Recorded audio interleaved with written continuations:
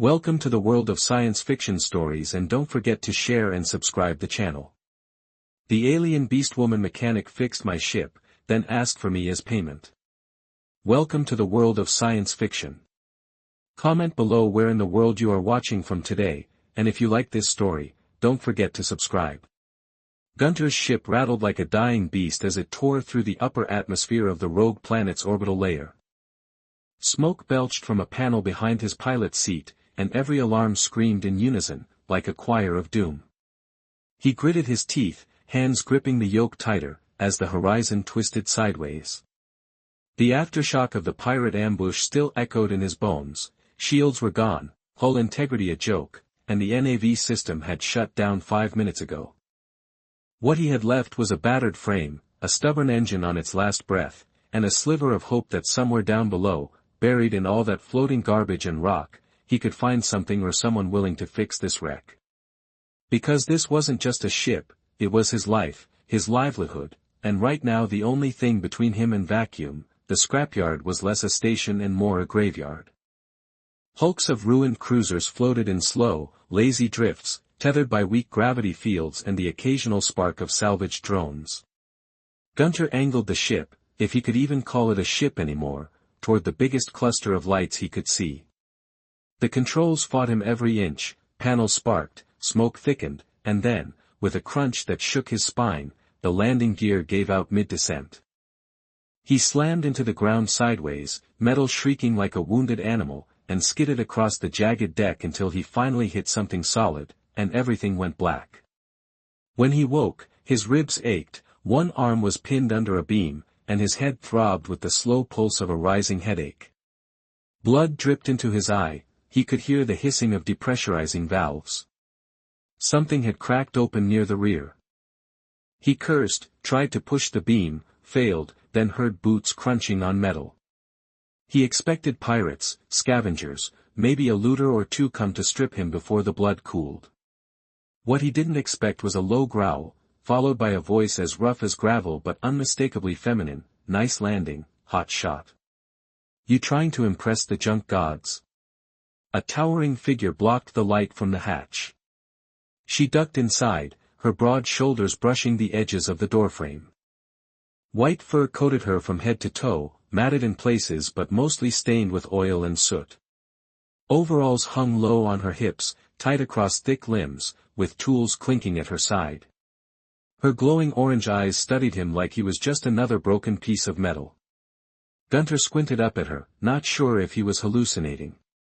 Then she leaned down and, with one effortless yank, pulled the beam off him and let it clatter to the floor. "You breathe good, that means I don't have to haul a corpse off my lot." "What a relief," she said.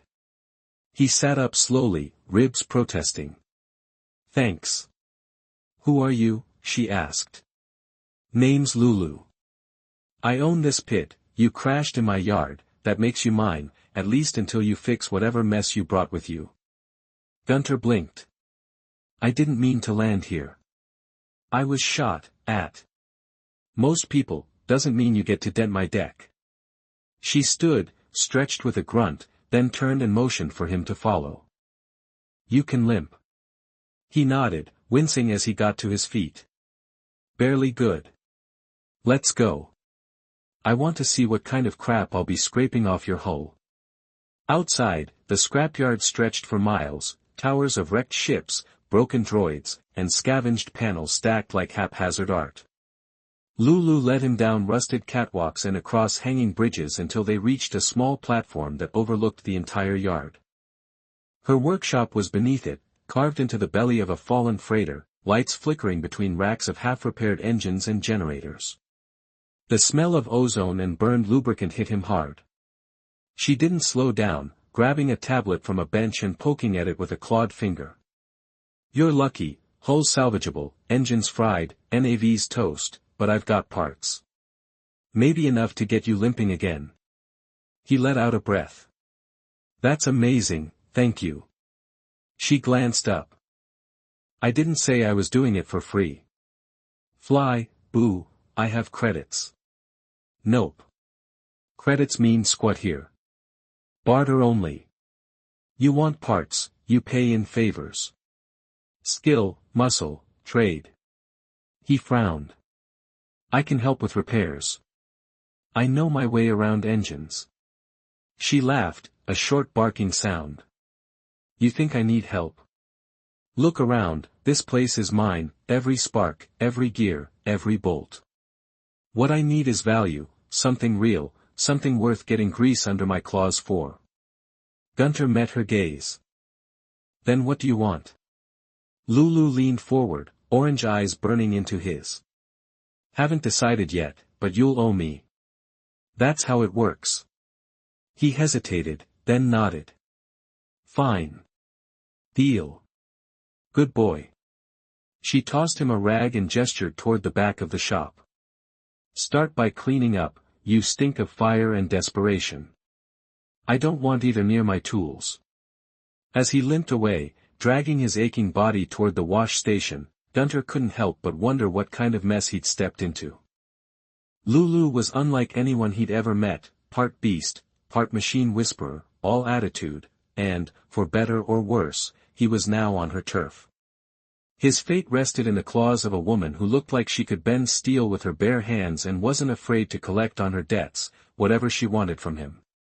He just hoped it wasn't his organs. Then again, the way she'd looked at him, maybe it was something stranger, something deeper. He didn't know. All he knew was that his ship wasn't the only thing in need of fixing. Gunter scrubbed dried blood off his temple with a stained rag, wincing as the sting hit him. The water from the wash station was lukewarm at best, and the mirror in front of him was so cracked and dirty it hardly served its purpose. His reflection looked like hell, smeared with grease, eyes sunken, hair plastered down with sweat, but he was alive, which was more than he could say an hour ago. Behind him, the clattering of tools and the low buzz of welding echoed from deeper inside Lulu's workshop. The place thrummed with activity, like the heartbeat of some great mechanical beast that never slept. He didn't know what kind of deal he had just made, but if it meant getting back in the air, he'd figure out the terms later. He grabbed a fresh towel and dried off, slipping into a pair of worn-out work gloves he found near the tool bench. Lulu hadn't said what she wanted in return for the repairs yet, but he figured he might as well start earning goodwill. As he stepped into the main bay, he saw Lulu crouched over the exposed core of his ship's engine. Her back was turned to him, tail swaying slightly with each precise movement of her tools. Even covered in grime and metal shavings, she moved with calculated grace, like a predator dissecting prey. She didn't look up as he approached. Good, you're still standing. Thought you might pass out in the sink like the last pilot I pulled from a wreck, she remarked. Gunter leaned against the workbench, keeping his voice even. You get a lot of visitors crashing through your yard. Not many. The ones who make it down here in one piece usually don't stay long either, they can't pay, or they think they can get clever with me, both end up in the same trash pile. Well, I'm not clever, just unlucky. She finally glanced over her shoulder, one eyebrow, or at least the fur above her eye, arched. That remains to be seen. You were running from pirates, ambushed in a drift sector near Juno Verge. They came out of nowhere. Must have tracked my warp signature. I lost 2 of them, but they blew out my comms and killed my boost coils. I barely made it to orbit before everything went dark. Lulu nodded without much sympathy. Should have known better than to fly that route solo. I did know better, I just didn't have a choice, he replied. She didn't push further, which he appreciated. Instead, she stood and cracked her shoulders. The metal under my claws squealed, engines shot to hell. I've got a spare drive core that might work if I modify the clamps, but you'll need to hand over whatever tech you've got left on board. Trade. You said I owed you a favor. That's not enough. Oh, you do, but I'm fixing a ship here, not giving out charity. Your favors for my time, the parts are separate, unless, her voice trailed off as she studied him again. Unless you're willing to make the favor a little more substantial. He narrowed his eyes. What does that mean? Lulu smirked, stepped close. The smell of solder and warm fur hit him as she stared him down, eyes glowing brighter in the low light. It means my people don't take debt lightly. Favors are sacred, binding. When I fix something for you, I expect something that matters in return, could be labor, could be protection, could be. Her gaze dropped slow and deliberate, then returned to his. Company. Gunter held his ground. He wasn't naive, he'd been to plenty of border stations where the idea of payment was more flexible, but there was something different in her tone. Not a proposition, but a challenge, a test. She was baiting him not for a reaction of fear, but to see how much backbone he had. You're not exactly subtle, are you? I'm not here to flirt. I'm here to get your ship running and see if you're worth keeping around.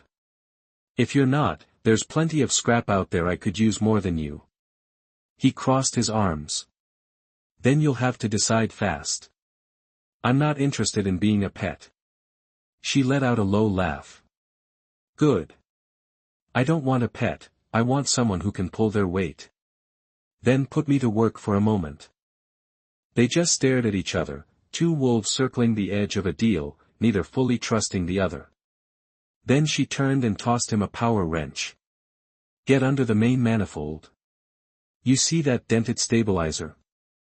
Loosen it. I'll feed in the new core mounts while you align the rails. And don't strip the bolts, I only have 3 left that fit that rig. Gunter caught the tool with a nod and slid beneath the engine mount. The undercarriage was caked with residue, most of it burnt carbon and melted coolant, but he saw what she meant. The stabilizer had sheared along the left flange. He unfastened the bolts carefully, angling his shoulders to avoid crushing his side against the jagged plating. It wasn't clean work, but it was familiar, comforting even, the kind of work that didn't require trust, just focus. They worked in silence for a while. Lulu didn't micromanage, and Gunter appreciated that. He hated being hovered over like a rookie. He'd been fixing ships since he was 16, of course none of that experience prepared him for repairing them alongside a Beastwoman twice his size, who growled when things didn't go her way. At one point, she snarled at a sparking conduit and slammed it back into place with her elbow. He didn't say anything, he would have done the same. After a few hours, the engine bay was a different sight entirely, cleaner, tighter, better wired. The new drive core sat in place, secured and gleaming like a fresh heart. Lulu wiped the sweat from her brow, which just smeared more soot across her fur. Not bad, fly. Maybe you won't be useless after all. Gunter leaned against the wall, arms aching. That your version of a compliment? It's my version of not kicking you out the airlock. You'll get used to it, he chuckled, wiping his own face.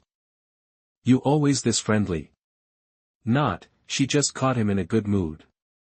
They shared a look, then, not quite tender yet charged, but something lingered, an awareness of choices unmade, of two people used to solitude finally realizing that someone else was pulling their weight beside them, and maybe, just maybe, that meant they didn't have to carry everything alone anymore.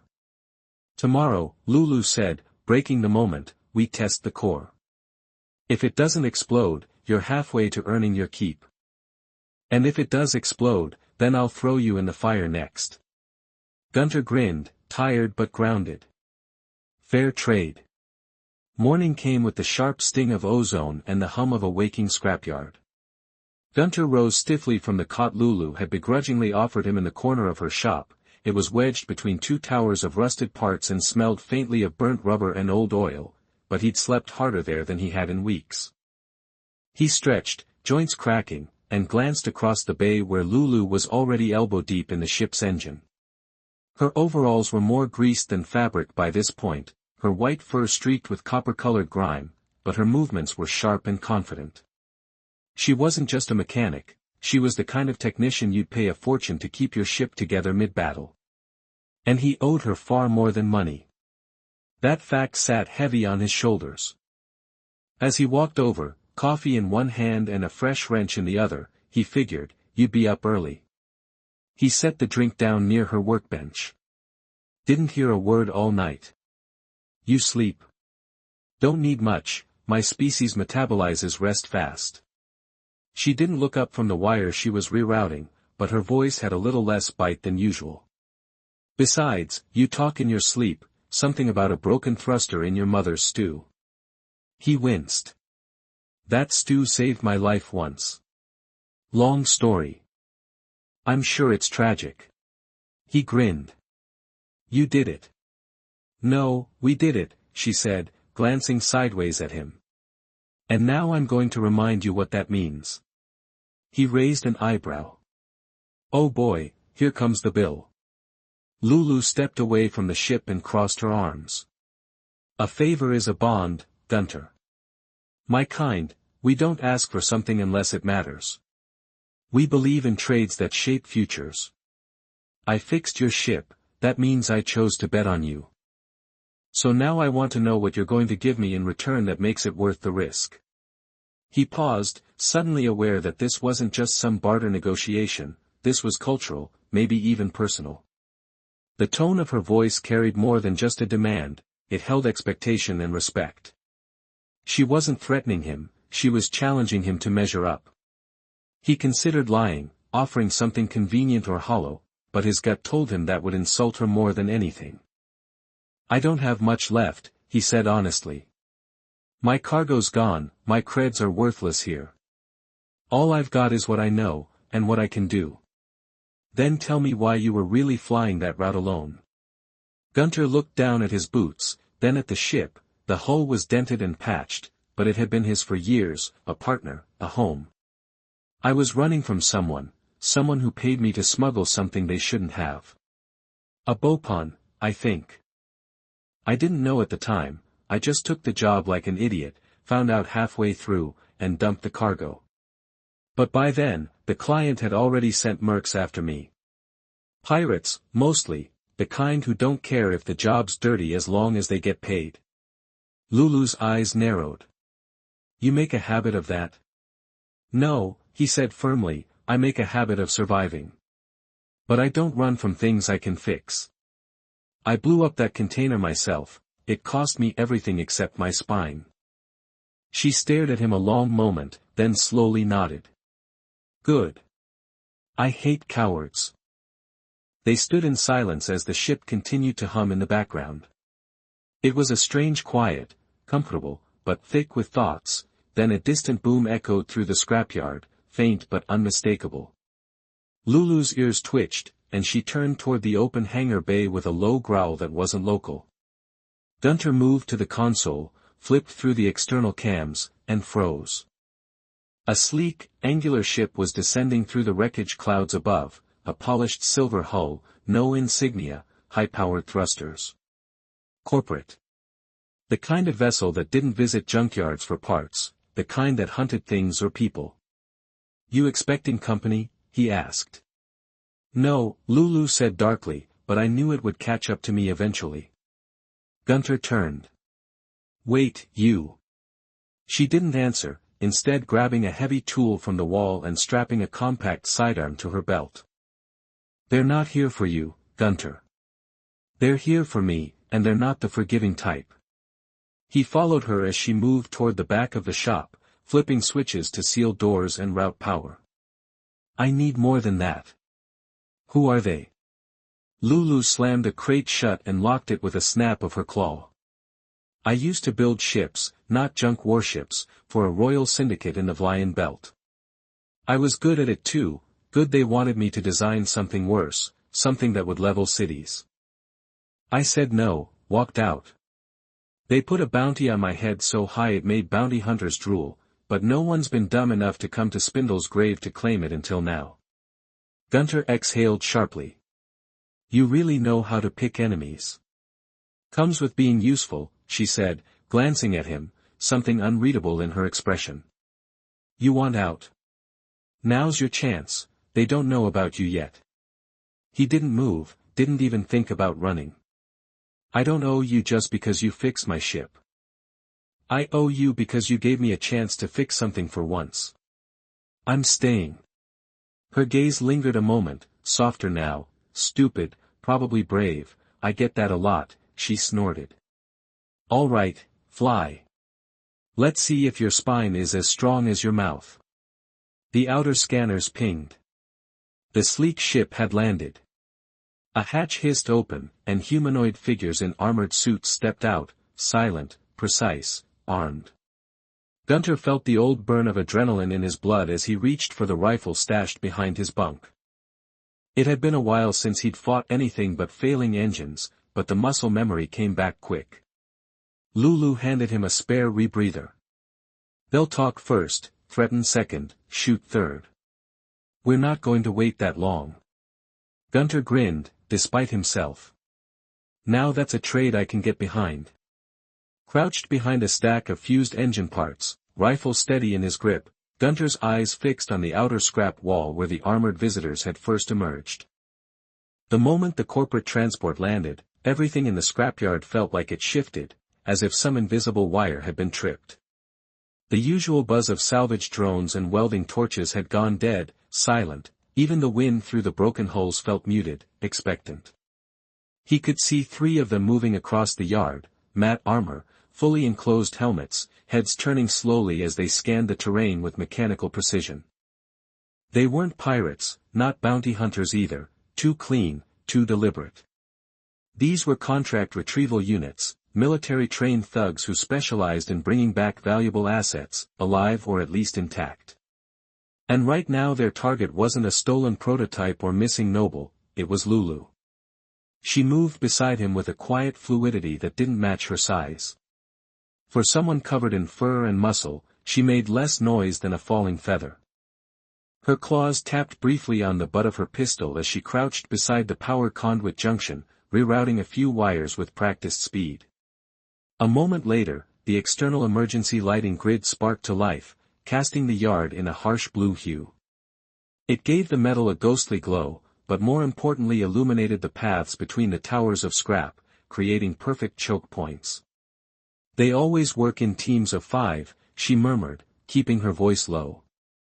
2 flankers, 2 front, 1 command unit hanging back and coordinating, the 5th one's usually their data link, feeding visuals and mapping the terrain as they go. You know their formation?" "I designed it." Gunter tightened his jaw. "Great, so they're using your own playbook against you." "Only until I tear out a few pages," she replied.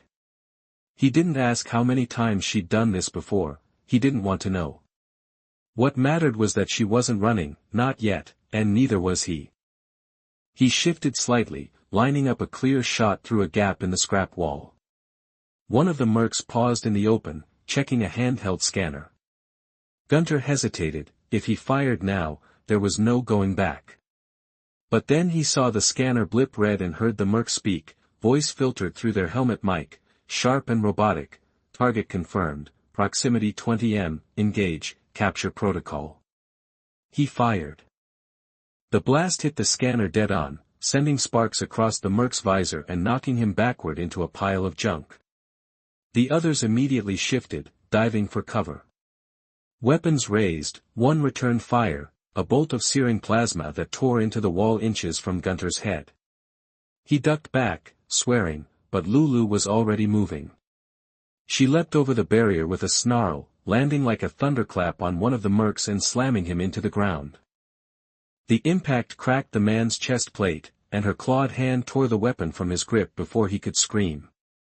Gunter followed her lead, moving between cover as another bolt zipped past him. He returned fire, catching a flanker in the shoulder. The enemy fell back, disabled but not dead. Gunter didn't waste a second, he yanked the stunned merc's helmet off and smashed it against the deck. It cracked, revealing a young, pale face beneath, shocked, maybe even terrified. "These aren't rookies," he called out to Lulu, who was now dragging one of the downed bodies behind cover. "But they're not used to getting hit either. They thought this would be a clean pickup." A heavy thud shook the ground. Gunter turned and saw the command unit descending from the transport. This one was larger, armored in a reinforced exosuit, and wielding a cannon-like device that pulsed with a low electrical charge, the kind of weapon meant to disable entire bunkers, not people. It wasn't firing yet, but it didn't have to, it was advancing, as if it knew it would win. Lulu stood towering over the wreckage and locked eyes with the machine. "That's a new friend of yours?" Gunter asked, eyes flicking between her and the machine. Old colleague, she muttered darkly. That exo-suit was based on one of my prototypes. The coward must have finally finished it. As the command unit raised the cannon, Gunter shouted, "Move," and tackled Lulu just as the blast lit up the scrapyard. It tore through 2 scrap towers, turning them into molten slag. The shock wave threw them both sideways, crashing them into a pile of defunct drone husks. Gunter groaned, ears ringing, ribs screaming again. He rolled over to check on her. She was already up, blood on her lip but alive. "You all right?" he asked. "I've had worse dates. Glad I'm making an impression." They scrambled behind another barrier. The command unit was advancing slowly, its backup regrouping behind it.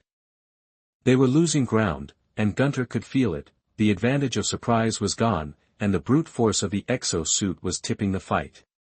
"We can't outgun that thing," he said. "I know," she replied, eyes scanning the area. "But we don't have to. If I can overload the yard's magnetic lift, we can fry its systems. It's built with ferromagnetic shielding, it'll short out the second we hit it with enough field variance." "Tell me that in pilot language," he said. She pointed to the crane overhead. "Blow the crane's regulator, it'll flood the zone with enough charge to knock that suit back to factory settings." "Where's the regulator?" 3 towers left, but it's exposed, you'll be a target." He looked at her, then nodded. "You said you bet on me." "Right. Time to see if it paid off." Before she could stop him, Gunter darted out from cover, zigzagging between heaps of debris as plasma bolts followed him like angry wasps. The regulator was halfway up a collapsed freight carrier, its rusted shell barely holding together. He climbed fast, using broken panels as steps and ignoring the fire sizzling past his head below. Lulu charged again, drawing attention back to herself, roaring with fury as she flanked the command unit, leaping onto its back and slamming her claws into a joint seam. Gunter reached the regulator, pried off the control panel, and saw what he needed, 3 overloaded circuits just waiting for a bypass. He yanked the core plug and shoved a fusion cell into the slot.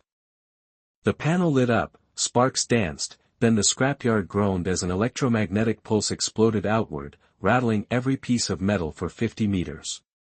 The exo-suit seized mid-step, lights flickered, motors winded, then died. Lulu leapt clear as it stumbled forward and crashed to the ground, inert. The mercs froze. Without their leader, they hesitated long enough for Lulu to roar again and slam one of them into a wall. The others dropped their weapons and ran. Silence returned, thick and metallic. Gunter climbed down, hands shaking, clothes torn. Lulu met him halfway. "You actually pulled it off." He grinned, bloody and exhausted. "Told you I was useful." She looked at him for a long moment, then her voice softened. "You didn't owe me that kind of favor." "No," he said, wiping his face, "but maybe I wanted to give it anyway." The aftermath of the battle settled like dust across the scrapyard, thick and lingering, tainting the air with the sharp scent of scorched metal and charred plastics. Gunter sat on a piece of broken hull plating, arms resting on his knees as he caught his breath. The rifle lay across his lap, half melted from overheating during the last exchange of fire. He was scratched, bruised, and his ribs screamed every time he inhaled too deep, but the look he shared with Lulu from across the debris field said everything that words couldn't. "No regrets," she stated, standing over the inert body of the exosuited command unit. Claws stained with coolant and soot, breathing heavy but steady, the creature that had once worn that armor twitched faintly under the pile of rubble that had collapsed when she'd thrown it across the yard. The others had either fled, were unconscious, bound in metal netting, or stunned by the electromagnetic surge that had knocked out most of their gear. They weren't a threat anymore, for now, the scrapyard was theirs again. Lulu walked toward Gunter slowly, her massive silhouette framed by the rising smoke and the glow of emergency lights that flickered like a dying heartbeat.